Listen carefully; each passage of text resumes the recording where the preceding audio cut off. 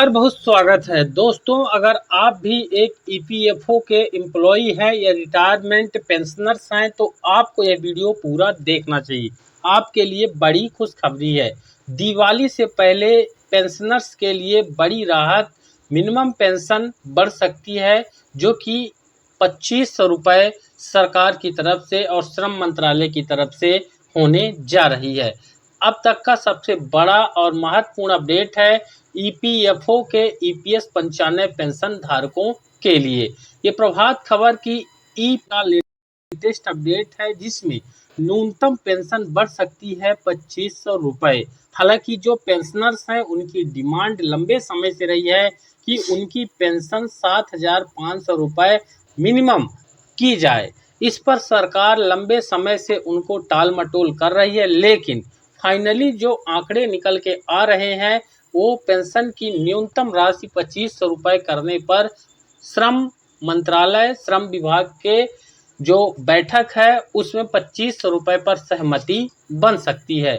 इसको लेकर पूरी जानकारी दिखाएंगे, वीडियो में अंत तक बने रहिएगा। ईपीएफओ दिवाली से पहले पेंशनर्स के लिए बड़ी राहत की उम्मीद दे रहा है। ईपीएफओ की ईपीएस 95 योजना के तहत न्यूनतम पेंशन जो वर्तमान में 1000 रुपये है, इससे बढ़ करके लगभग 2500 रुपये की जा सकती है, जिससे न्यूनतम पेंशन पाने वाले पेंशनर्स को आर्थिक सुरक्षा और बढ़त मिलेगी। साथ ही ईपीएफओ जैसे जैसे दिवाली नज़दीक आ रही है, पेंशनर्स अपनी आय में बढ़ोतरी की उम्मीद कर रहे हैं। खासकर ईपीएस 95 यानी कि एम्प्लॉइज पेंशन स्कीम 1995 के तहत न्यूनतम पेंशन बढ़ाए जाने की मांग है। वर्तमान में 1000 रुपये प्रति माह निर्धारित है। मौजूदा महंगाई और जीवन यापन की बढ़ती लागत को देखते हुए यह बढ़ोतरी पेंशनर्स के लिए महत्वपूर्ण राहत साबित हो जाएगी। वहीं आपको बता दें, सूत्रों के अनुसार ईपीएफओ का सेंट्रल बोर्ड ऑफ ट्रस्टीज यानी कि सीबीटी 10 और 11 अक्टूबर के बीच बेंगलुरु में बैठक कर सकता है। इस बैठक की अध्यक्षता संभवतः केंद्र सरकार के श्रम मंत्री करेंगे और इसमें न्यूनतम पेंशन बढ़ोतरी, ईपीएफ और ईपीएस खातों में सुधार और अन्य वित्तीय सुधारों पर चर्चा हो सकती है। साथ ही न्यूनतम पेंशन बढ़ोतरी 1000 रुपये से बढ़कर के 2500 रुपये तक होगी। अलग अलग ट्रेड यूनियनों की मांग रही है कि न्यूनतम पेंशन 7000 रुपये तक बढ़ाई जाए। हालांकि वर्तमान में रियलिस्टिक अनुमान यह है कि नवीन न्यूनतम पेंशन लगभग 2500 रुपये तय हो सकती है। यह वृद्धि पेंशनर्स के लिए स्वागत योग्य होगी और सरकार के लिए भी व्यवहारिक होगी।